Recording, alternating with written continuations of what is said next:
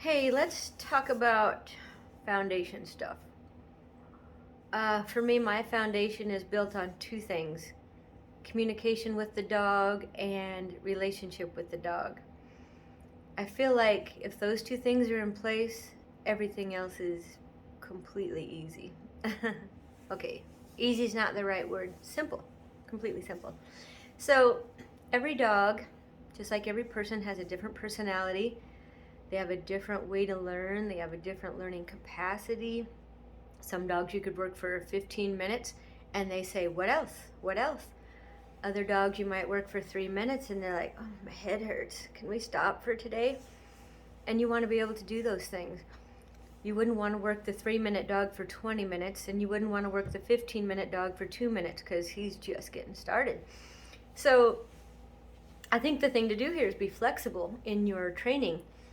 Flexible with your time, your pressure, your expectations. Uh, let's meet the dog where it is and try to take it to another spot. And that's kind of my goal every day is let's go just a teeny bit further than we were yesterday. If we don't, we don't, but that's my goal. Let's just try to go a little bit further. And if it looks like I'm cracking the foundation, if the brain is um, overwhelmed and there's a little bit of crack in the foundation, then I need to stop for the day.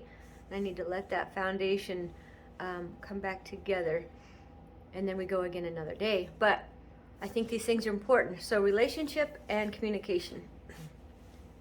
When you have a good relationship with somebody, it's because it's almost 100% based on your communication.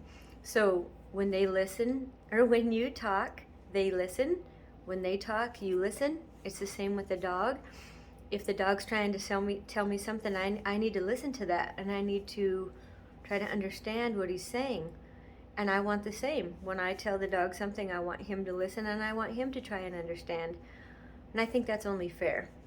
And when you have good communication, 90% of the time you then have a good relationship. So if you have good communication and you have good relationship, then you're able to go out there and effectively talk with the dog and get the dog to be on the same page as you, and train the dog. To me, it's just that simple. If you do not have those things in place, I'm not saying it can't be done, but in my opinion, it's harder. And I also want that dog, and I want the dog.